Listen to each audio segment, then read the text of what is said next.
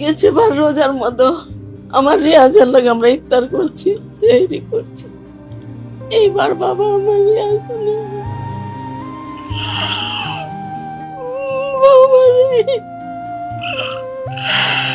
একটা সেকেন্ডের লাগে আমি মায় বলতে পারি না আমার রিয়াজ এই জগতে নাই।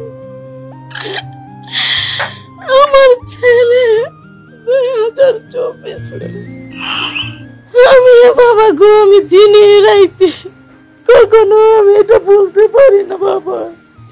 আমার কাছে মনে হয় আমার ছেলে আইতাছে ওই গেটটা দিয়া, আমার ছেলে এই ঘরে শুয়ে আছে। আমি যে বিয়ান রাইতে ধীরে ধীরে আমার সন্তানে না জোরতে শব্দ হইলে গম ভাঙ্গে যাইতো, রাগ হয়ে যাইতো, কিন্তু আমি এখনো মনে হয় আমার সন্তান হইয়া রয়েছে, আমার রিয়াজ হইয়া রয়েছে এই ঘরের খাটি।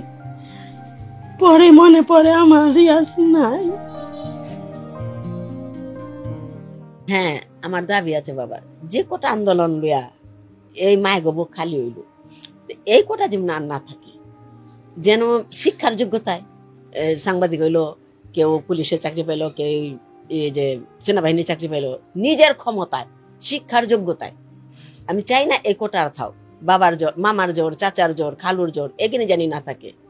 আমার ছেলে তো এটা লেগে বাবা একটা সেনাবাহিনী চাকরি পাইলো না।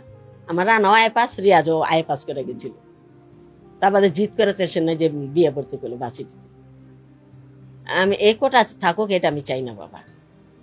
আর কি কম আমরা বাবা, বাবা আমরা আর ফেসিস সরকার চাই না বাবা। এই দেশটারে যারা শান্তিভাবে চালাইবো, যেন কোনো জুলুম থাকবো না, অত্যাচার থাকবো না, মানুষের উপর কোনো নির্যাতন থাকবো না, গরিব তারাও যেন সম্মান দেয়, কোটিপতিরাও যেন সম্মান দেয়। আমরা আর মানে ছোট বড় নিয়ে কোনো ভেদাভেদ চাই না, আমরা চাই শান্তি বাবা।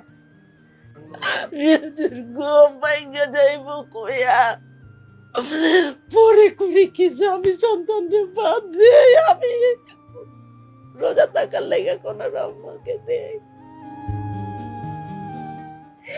রিয়াজের ঘুম ভেঙে যাইব দেখে আমি বাথরুম ফেলা